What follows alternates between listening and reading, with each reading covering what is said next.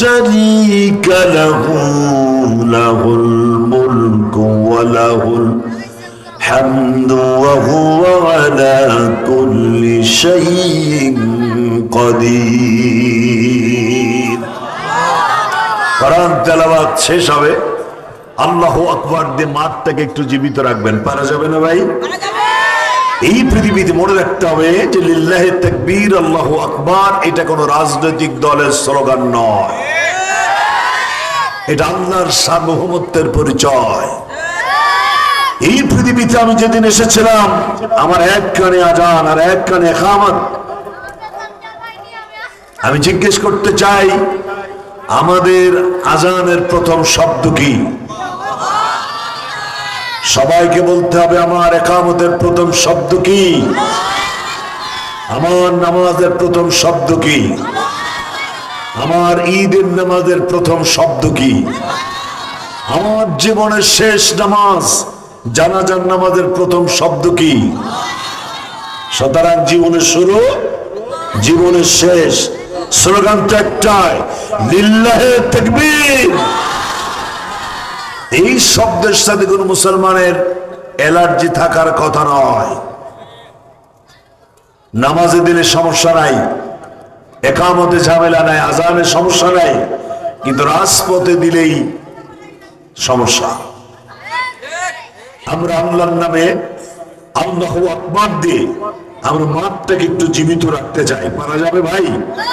কোরআন তেলাওয়াত শেষ হবে, আমরা এই শব্দটা উচ্চারণ করবো ইনশাআল্লাহ। তো আল্লাহ তাআলা বলছেন, আমি আমার রাজত্বের কোন অংশীদারি কেউ নাই, সকল রাজত্বের মালিক হচ্ছেন আল্লাহ। কোরআন কারীমের মধ্যে ব্যাপারটা আরো ক্লিয়ার করেছেন অন্য একটি জায়গায়। আল্লাহ রাব্বুল আলামিন চমৎকার করে জানিয়ে দিলেন, ওয়াসিআ কুরসিয়ুহুস সামাওয়াতি ওয়াল আরদ ওয়ালা ইয়াউদুহু হিফযুহুমা ওয়া হুয়াল আলিয়্যুল আযীম। চেয়ারম্যানের চেয়ার আছে, এমপি সাহেবের চেয়ার আছে, যার যার চেয়ারে বসে সেই সেই দায়িত্ব পালন করার চেষ্টা করে।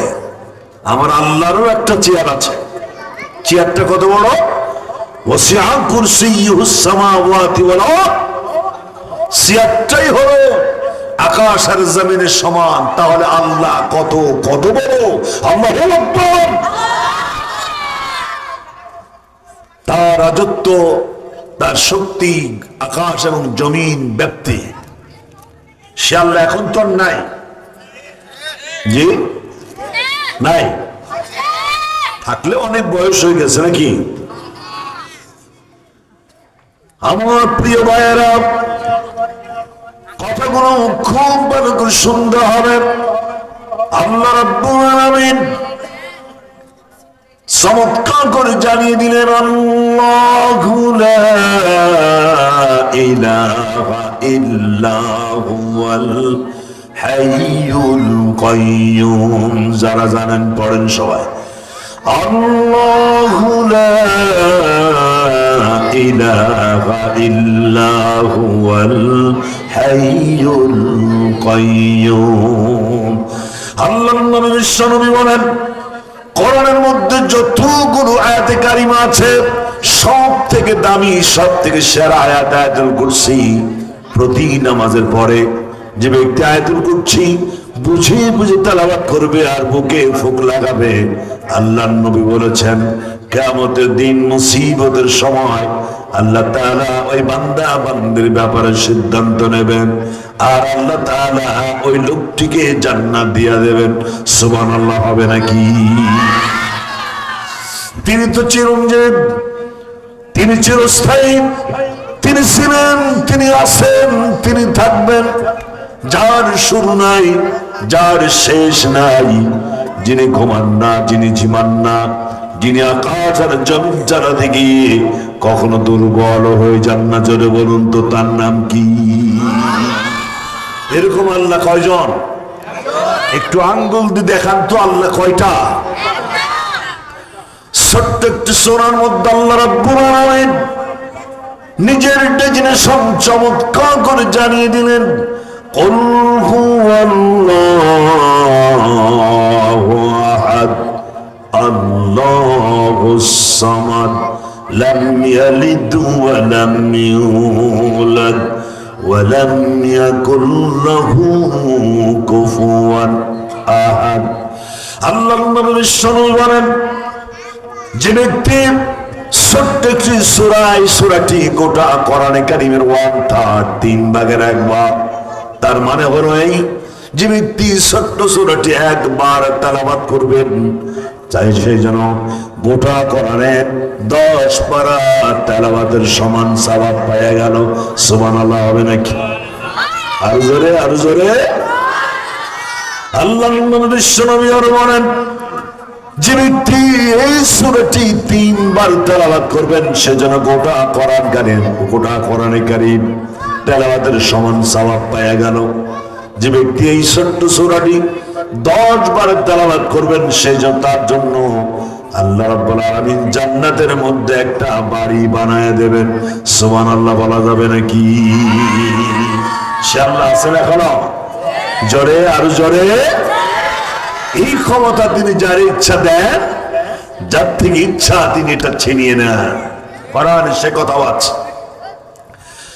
আমার তরুণেরা, যুবকেরা, যৌবনেরা, আমার ছেলেরা, আমার মেয়েরা, খুব বড় সুন্দর হবে কথা।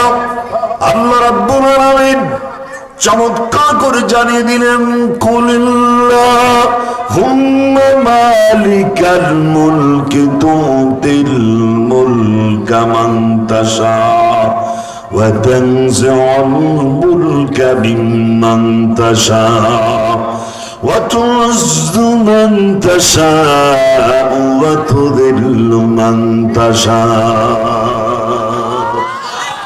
আল্লাহ রাব্বুল আলামিন বলেন, আমি রাজাদিরাজ, আমি সম্রাটের সম্রাট, আমি মালিকের আমলাক, আমি রাজার রাজা, বাদশার বাদশা, যারে খুঁজে ক্ষমতা দান করি, আর বেয়াদবি করলে কান ধরে নামাই দিই।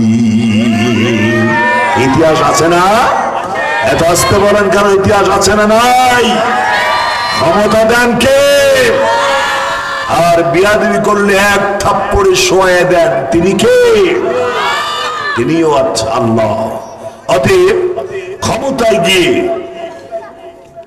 উঁচু করতে হবে।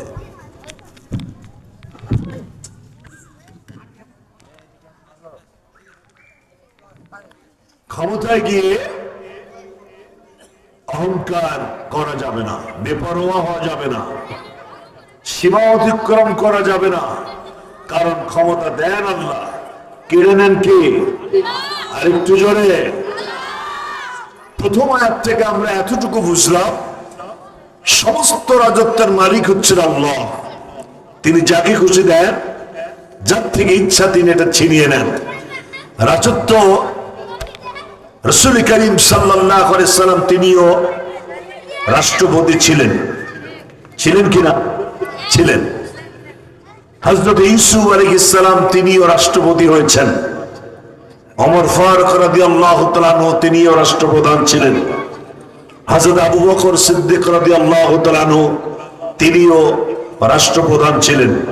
হযরত সুলাইমান আলাইহিস সালাম গোটা পৃথিবীর রাষ্ট্রপ্রধান ছিলেন। অতএব রাষ্ট্রপ্রধান হওয়াটা দোষণীয় নয়, ক্ষমতায় যাওয়াটা দোষণীয় নয়, কিন্তু বেপরোয়াটা হয় দোষের একটি ব্যাপার। ক্ষমতায় আমরা অনেকে আজ ক্ষমতার ব্যাপারে কথা বলি যে ক্ষমতার লোভ। রাসূল তো ক্ষমতা চেয়ে নিয়েছেন, কোরআন তো সে কথা কোট করছে। আল্লাহর নবী বিশ্বনবী জনাব মুহাম্মদুর রাসূলুল্লাহ সাল্লাল্লাহু আলাইহি ওয়াসাল্লাম যেদিন মক্কা থেকে মদিনায় চলে যাচ্ছেন, সঙ্গে একজন মানুষ ছিলেন, নাম তার আবু বকর। বিশ্বনবী আবু বকরকে সঙ্গে করে আকাশের মালিক আল্লাহর কাছে দোয়া করলেন। সে দোয়া আজ কোরআনে কারীমের মধ্যে আল্লাহ তাআলা কোট করে দিয়েছেন। নবীজি পড়লেন, ওয়া কুর রাব্বি আদখিলনি مدخل صدق وأخرجني مخرج صدق واجعل لي من لدنك سلطانا نصيرا হে আমার রব, আমাকে উত্তম ভাবে বের করে নাও আর উত্তম ভাবে পৌঁছে দাও। আর কাফেররা যে শক্তির কারণে আমাকে ঘর থেকে বের করে দিল, সেই শক্তি আমাকে দান করো।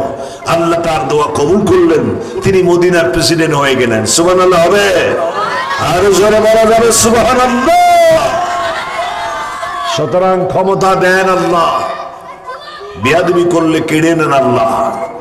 এই জন্য ক্ষমতায় গিয়ে শুকরিয়া আদায় করতে হবে আল্লাহ। এরপর আল্লাহ রাব্বুল আলামিন বলছেন, তিনি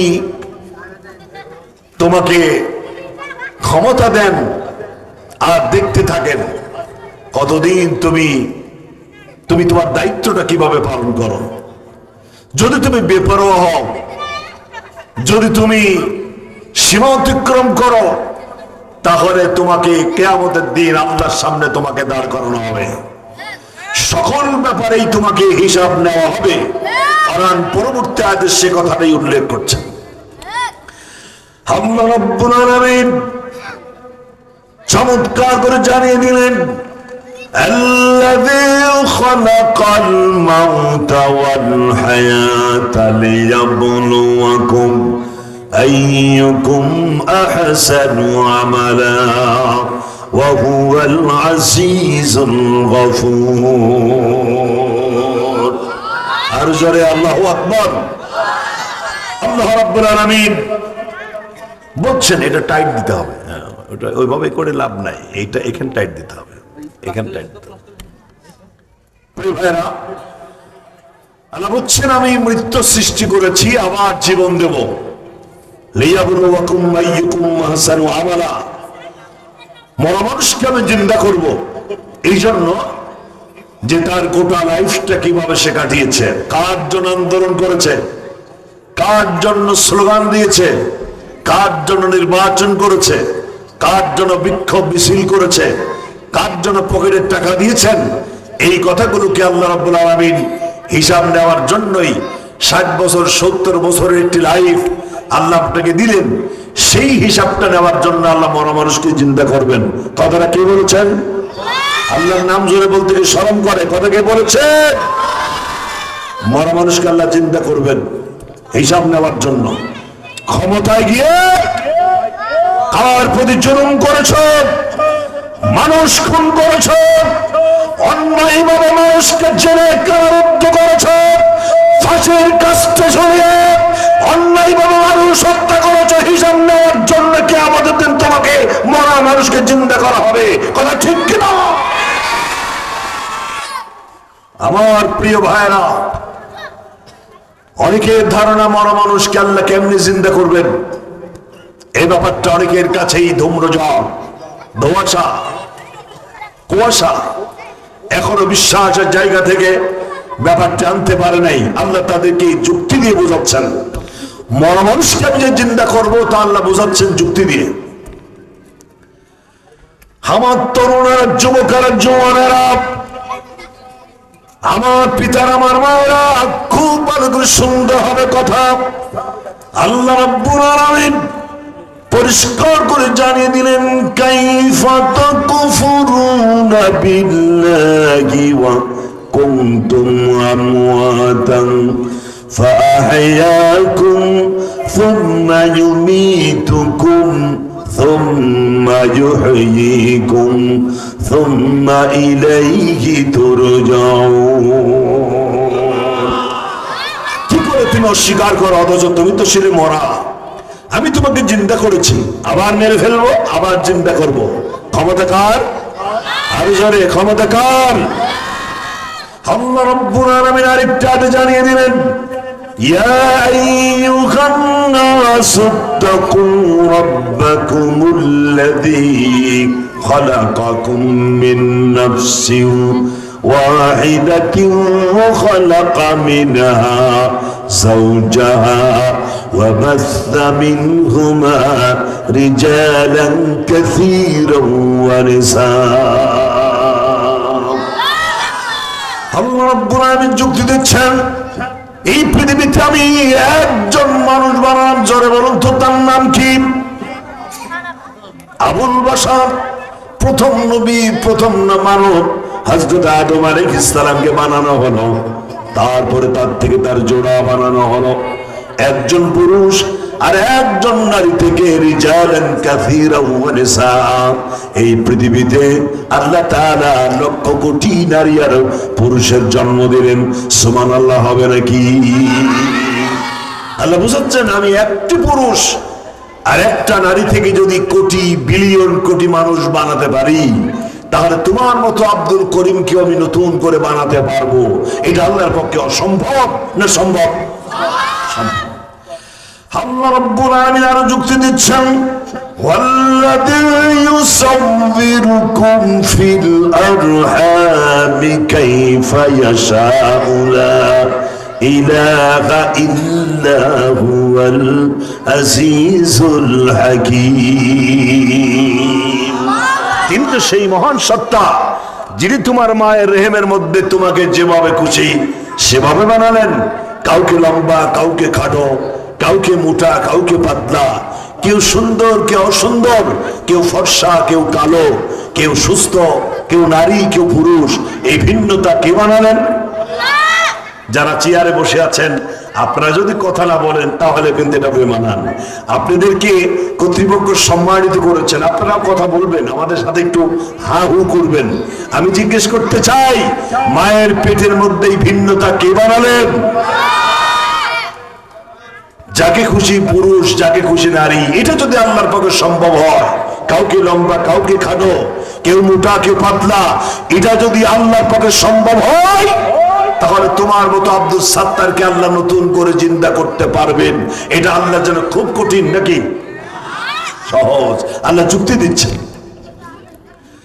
আল্লাহ রাব্বুল আলামিন আর একদারে গিয়ে চমৎকার করে জানিয়ে দিলেন, লিল্লাহি মুলকুস সামাওয়াতি ওয়াল আরদি ইয়াখলুকু মা ইয়াশাউ ইয়াহাবু লিমান ইয়াশাউ ইনাথা ওয়া ইয়াহাবু লিমান ইয়াশাউ যুকুরা।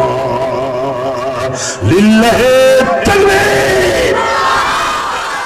আল্লাহ বলছেন, আমি যাকে খুশি ছেলে দান করি, যার ইচ্ছা মেয়ে দান করি, যাকে ইচ্ছা ছেলেও দিই, মেয়েও দিই, আর যাকে ইচ্ছা আমি কিছুই দেই না। ব্যাপারটা কার?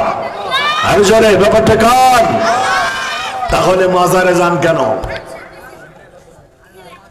আল্লাহ বলছেন, আমি যাকে খুশি শুধু ছেলে দিই, যাকে খুশি শুধু মেয়ে দিই, যাকে ইচ্ছা ছেলেও দিই, মেয়েও দিই, আর যাকে ইচ্ছা কিচ্ছু দেই না। তাহলে মাজারে যান কেন? মাজার কাউকে কিচ্ছু দিতে পারে না। যা কিছু দিতে পারেন তিনি কে? তিনি হচ্ছেন আল্লাহ, তার কোনো অভাব নাই। আমাদের আব্দুল মুকিম ভাই একটি কথা বলেছেন, তিনি হচ্ছেন ধনী, যা কিছু দিতে পারেন তিনিই পারেন। আর মানুষ হচ্ছে ফকিরের বাচ্চা ফকির, সুতরাং এক ফকির আর এক ফকিরকে কিছুই দিতে পারে না। এমনকি আপনার জুতোই যদি একটা ফিতার প্রয়োজন হয়, একটা ফিতাও আপনাকে আল্লাহর কাছ থেকেই চেয়ে নিতে হবে। এটাও আল্লাহ দিতে পারেন।